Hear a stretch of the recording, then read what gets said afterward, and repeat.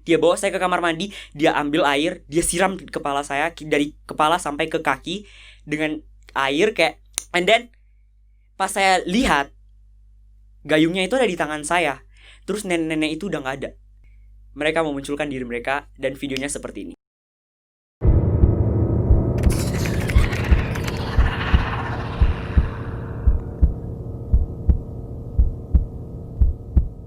Hai, Fervent in Spirit.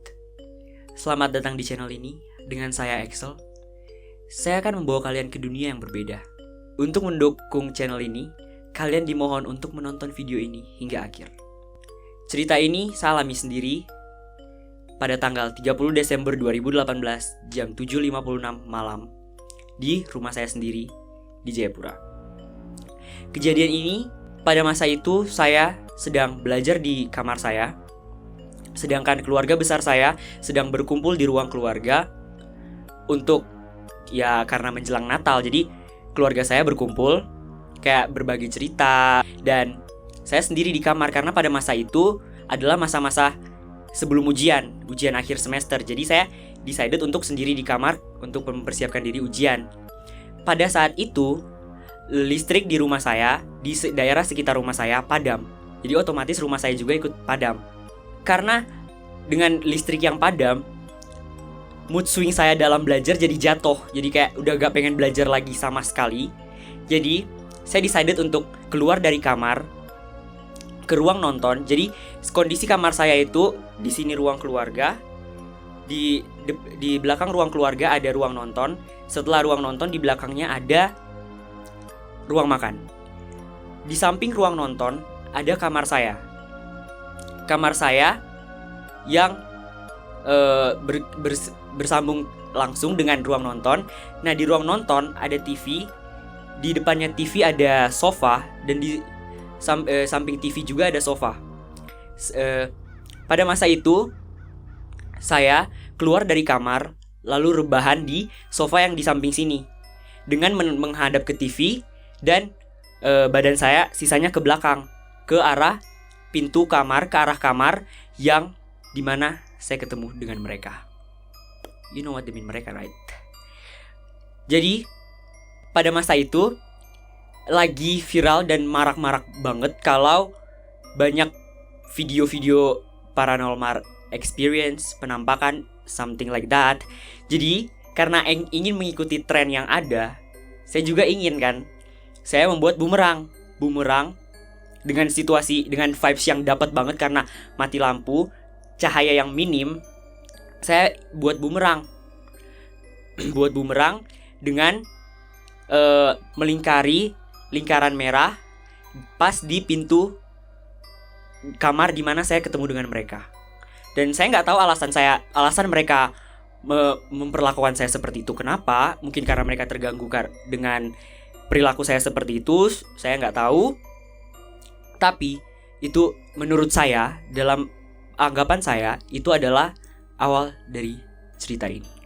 Hari-hari setelah itu, saya merasa kalau tubuh saya, myself is different, totally different. Gak terlalu langsung berbeda gitu aja sih. Tapi pokoknya tiap hari rasa gelisah, anxiety, terus kayak capek banget gitu. Habis pulang sekolah kayak berat banget gitu. Nah, itu kayak saya masih berpikir kalau itu mungkin hanya sekedar gejala-gejala mau sakit atau mungkin gak enak badan aja. Jadi kayak ya udahlah ya, fine aja. Tapi pada tanggal 5 Desember adalah tanggal-tanggal sekitar itu saya sedang ujian di sekolah saya, mengikuti ujian. Pada saat saya mengikuti ujian, saya izin dengan guru pengawas untuk ke toilet. Di keadaan toilet saya itu gede, terus ada tangga turun untuk menuju ke toilet. Di samping tangga itu ada penampungan seperti tandon gitu. Di samping tandon itu ada wastafel 3. Terus di samping wastafel itu ada bilik kamar mandi.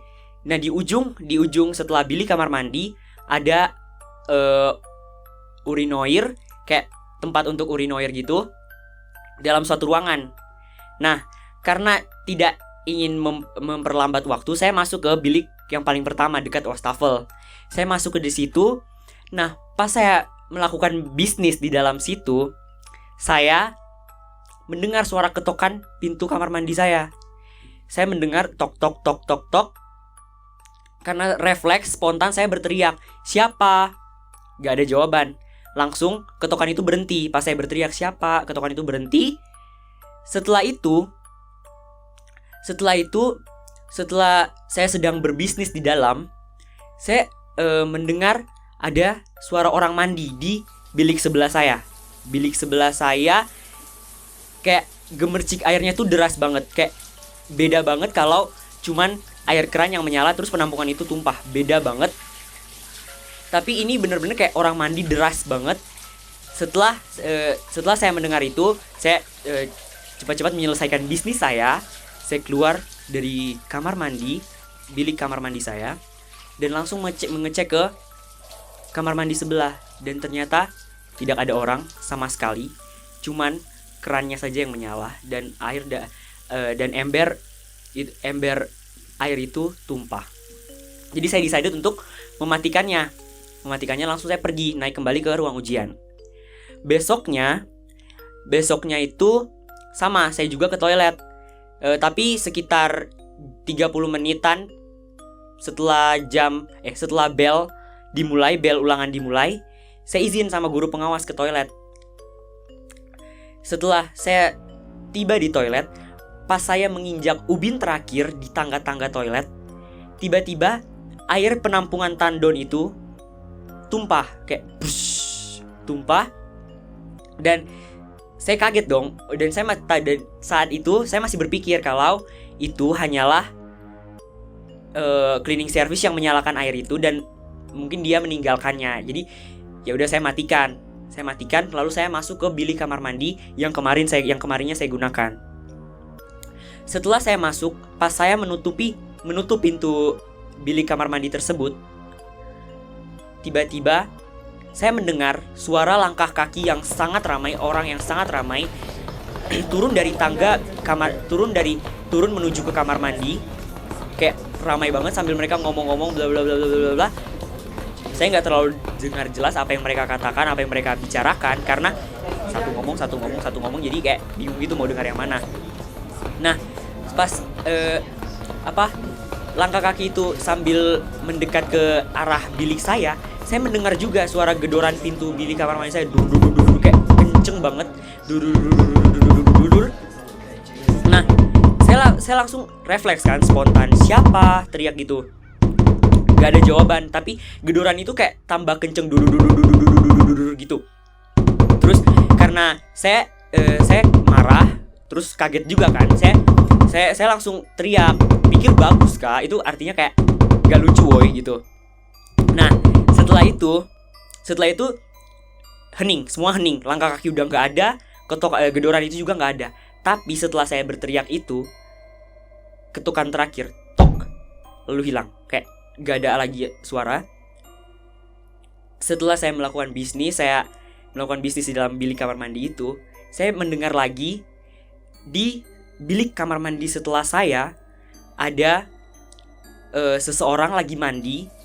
Dia ini gak diem, dia mandinya sambil menyanyi, tapi menyanyinya it's kinda berkidung gitu loh, kayak menyanyi sambil berkidung, terus sambil mandi juga. Jadi suara gemercik airnya kedengeran, suara dia menyanyi juga kedengeran.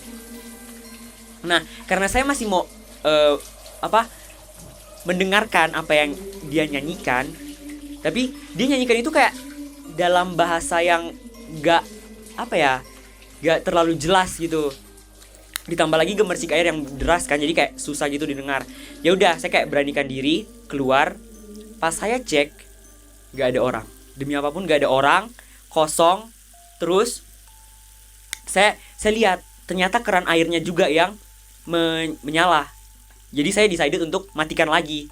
Pas saya matikan keran air dalam bilik kamar mandi itu, air yang di tandon tadi yang saya matikan tumpah lagi.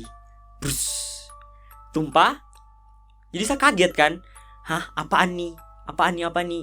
Gak jelas banget. Demi apapun kayak kaget. Terus apa yang terjadi gitu. Nah di situ saya masih pikiran positif, mungkin kayak itu yang mandi itu tadi cleaning service atau satpam, karena cleaning service itu biasanya mereka tuh bersihkan kamar mandi pas jam kita lagi belajar atau jam kita lagi ulangan. Atau enggak satpam, karena satpam biasanya mereka itu nginep malam-malam di sekolah dan mungkin mereka numpang mandi di sekolah atau gimana. Saya masih berpikiran seperti itu.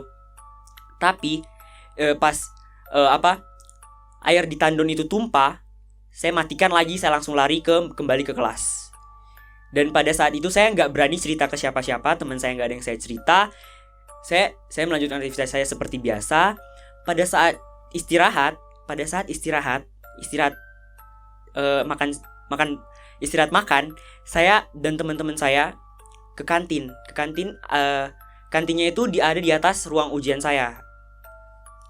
Di kantin, jadi keadaan kantinnya itu kantin, terus di sini tuh lapangan parkir, di depan lapangan parkir yang gede banget. Terus setelah lapangan parkir di ujung pojok ada pos satpam.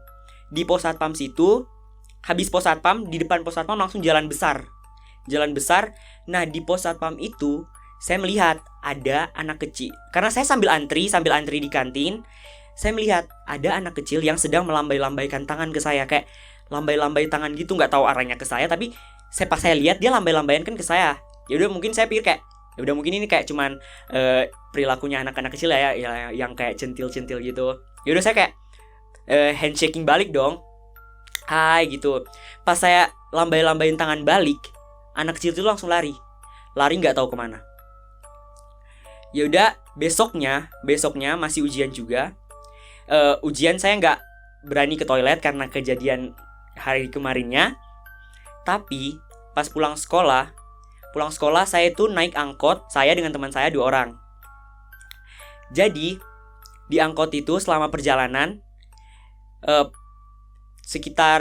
pas di perjalanan kami melihat satu angkot mungkin lihat semua, terus pengguna jalan juga banyak yang lihat.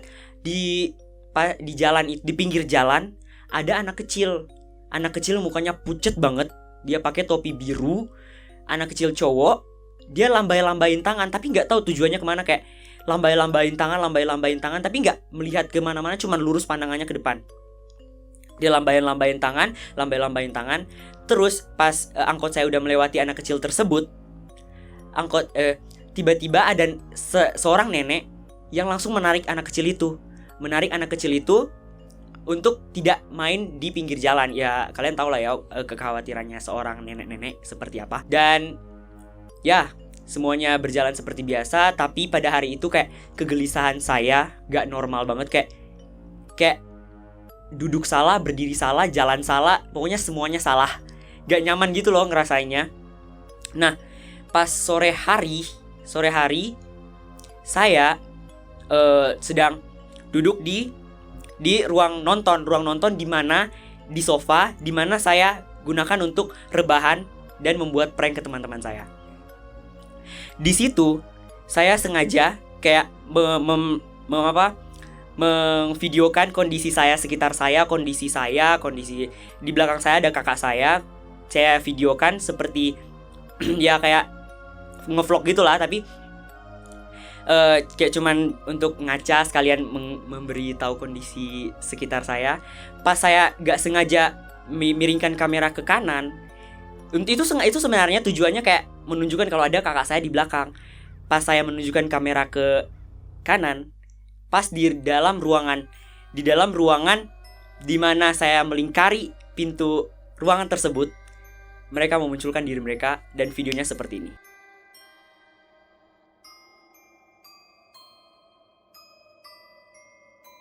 Nah, kalian bisa lihat itu di lingkaran merah, itu seperti ada anak, gak tahu ya itu anak kecil atau gimana. Yang penting itu bajunya putih, terus gak kelihatan mukanya. Dan itu pas saya kaget, saya langsung matiin kamera. Terus saya tanya, woi apa nih? Nah, setelah saya bertanya, saya ketemu jawabannya di tante saya. Saya bertanya ke tante saya, ini apaan? Terus gak tahu ya dia bisa lihat atau enggak. Ya dia bisa lihat atau dia bisa rasa atau enggak tahu ya. Saya enggak pernah bertanya juga. Setelah itu saya tanya dia, ini kenapa? Ini apa ini? Terus dia bilang, itu sepertinya nenek kamu. Terus saya bilang, hah? Nenekku? Nenekku itu udah meninggal. Terus dia ceritain, katanya waktu nenekku masih hidup, dia sayang banget sama saya. Dia kayak sayang banget sama saya. Terus satu hari sebelum dia meninggal, saya tuh nangis nonstop nangis. Padahal belum tahu kalau dia itu meninggal apa enggak. Sehari sebelum dia meninggal saya nangis nonstop. Terus saya kayak bilang, nggak mungkin. Ya udah kayak biasa aja lah ya, biasa aja karena ya mungkin cuman kayak pantulan cahaya. Dan saya rasa dan saya awalnya tuh berpikir pantulan cahaya dari ruang nonton ke ruangan tersebut, dan ternyata itu enggak. Dan pemikiran saya sekarang itu adalah sebuah kayak kode dari mereka supaya saya tahu gitu apa yang akan terjadi ke depannya. Tapi saya waktu itu nggak ngerti sama sekali, nggak ngerti apa yang akan terjadi. Malamnya kan biasanya adik saya cowok, dia itu tidur bareng saya. Tidur bareng saya. Terus pas malam itu dan beberapa hari setelahnya, dia nggak mau tidur bareng saya. Pas ditanya kenapa, dia bilang gelap. Padahal ya emang sih kalau saya tidur saya nggak bisa nyala lampu, maksudnya harus gelap gitu supaya bisa tidur. Tapi dia udah biasa gitu loh kalau tidur tanpa cahaya, dia udah biasa. Tapi entah kenapa alasannya itu gelap. Ya udahlah ya, mungkin karena dia mungkin pengen tidur sama orang tua saya, udah biarin aja. Jadi malam itu saya tidur sendiri. Dan malam itu kegelisahan saya, wah gila, gak kekontrol banget, kayak gelisah banget, keringat dingin padahal AC nyala terus kayak saya rasa capek banget padahal gak bikin apa-apa, tapi gak bisa tidur. Balik kanan salah, balik kiri salah, gak nyaman banget, apapun yang saya lakukan gak nyaman. Jadi akhirnya saya gak tidur sampai pagi, melakukan aktivitas seperti biasa, bla bla bla bla, ke sekolah, ulangan, kembali ke rumah. Setelah kembali ke rumah, melakukan aktivitas seperti biasa, pas malamnya saya benar-benar bisa tidur, bisa tidur sekitaran jam 9 atau jam 10 gitu. Saya udah tidur pulas banget. Pas sekitar jam 12 mungkin lewat atau kurang, saya nggak terlalu perhatikan, tiba-tiba ada sesosok om, gak tahu itu om siapa, sesosok lelaki. Dia bangunin saya, narik bener-bener kayak dari tempat tidur langsung berdiri. Woi gila, kok kalau tiba-tiba lagi pulas banget terus langsung berdiri, kayak apa nih, apa yang terjadi gitu. Kaget banget gak sih? Saya kaget banget. Terus karena saya belum berdiri dengan sempurna, langsung ditarik keluar dari kamar. Saya diberdirikan di ruang nonton menghadap ke sofa yang saya membuat prank ke teman-teman saya. Tapi saya ini kaki, tangan, mulut semuanya nggak bisa ngapa-ngapain. Mungkin cuman mata aja yang bisa berfungsi ngelihat keadaan tersebut. Kayak bener-bener nggak bisa ngapa-ngapain. Jadi cuman mata aja. Anyway, om itu bajunya itu putih banget, kayak kalau kalian lihat bajunya itu kayak silau banget. Dengan keadaan kamar saya yang gelap, jadi kayak silau. Terus dia tuh nggak berani gitu loh ngeliatin mukanya saya. Jadi anggap kayak dia tuh narik saya tuh gini. Jadi saya di belakangnya, saya cuman apa ini. Sedangkan dia kayak tarik gitu, terus mukanya dia kayak nggak berani, dia nggak mau ngeliatin mukanya ke belakang gitu. Terus dia diamin saya di ruang nonton dengan menghadap ke sofa, dengan tangan saya terangkat gini, kaki saya juga terangkat gini yang kanan. Kayak sisi kanan tangan dan kaki saya terangkat gini. Entah kenapa gak bisa digoyangkan, gak bisa diapa-apain, sambil melihat ke pintu kamar tersebut. Pintu kamar di mana saya ketemu mereka. Itu kayak banyak banget, literally rame banget orang masuk ke dalam pakai baju putih, semuanya kayak dress code-nya putih, mukanya itu kayak ketutup rambut. Terus kayak mereka tuh rambutnya tuh kayak panjang-panjang banget. Terus kalau cowok itu ada brewokannya gitu loh. Jadi kayak otomatis mukanya kayak susah kelihatan. Terus mungkin setelah mereka semua masuk ke dalam kamar itu, om tersebut, sesosok lelaki tersebut, dia menarik saya masuk ke kamar tersebut. Tapi saya nggak masuk hingga ke tengah, saya cuma masuk di ambang pintu saja. Terus pintu tertutup, boom. Entah kenapa orang tua saya tidak mendengar begitu. Saya bertanya. Terus saya berada di ambang pintu. mereka itu menghadap ke sana. Jadi muka mereka itu nggak kelihatan, literally nggak kelihatan. Pas mereka itu sambil ngomong-ngomong kayak blablabla, tapi saya nggak ngerti mereka ngomong apa. Setelah mereka beberapa saat ngomong, tiba-tiba ada satu nenek yang dari salah satu dari mereka semua menarik itu. Saya lihat mukanya keriput banget, terus matanya itu kayak mata manusia normal, tapi kayak kalian tahu nggak sih kayak mata nenek-nenek yang kayak ada biasanya putih-putih dikit di bola mata hitamnya gitu. Nah, pokoknya mukanya keriput, rambutnya panjang, terus rambutnya tuh kayak gak terawat banget. Dia tarik keluar kamar tersebut, bawa saya ke kamar mandi. Dia bawa saya ke kamar mandi. Di kamar mandi saya itu masih pakai timba gayung gitu loh. Dia bawa saya ke kamar mandi, dia ambil air, dia siram kepala saya dari kepala sampai ke kaki dengan air. Kayak bayangkan, kalian baru aja bangun, belum ngapa-ngapain, belum tahu apa yang terjadi, terus kalian kering, literally kering, gak ngapa-ngapain, terus disiram air dingin. Brrr. Gila, saya langsung kedip kayak gitu. And then pas saya lihat, gayungnya itu ada di tangan saya. Terus nenek-nenek itu udah gak ada. Nenek-nenek itu literally kayak hilang. Terus saya kayak, apa ini, kenapa bisa begini, Karena saya kayak, aduh, apa ini, saya harus buat apa, saya bingung ngapain. Ya udah, saya decided untuk kembali ke kamar tersebut dengan membawa Alkitab. Saya di situ, saya berdoa kayak minta pertolongan Tuhan, bla bla bla bla bla. Dan Alkitab yang saya gunakan untuk berdoa itu saya taruh di dalam lemari di mana terdapat lemari di mana di dalam kamar tersebut. Nah, setelah itu sampai sekarang saya belum lagi mengalami hal-hal yang mistis seperti itu. But yeah, I think that's all for me. Jangan lupa untuk like, comment, dan subscribe. Tetap bersemangat.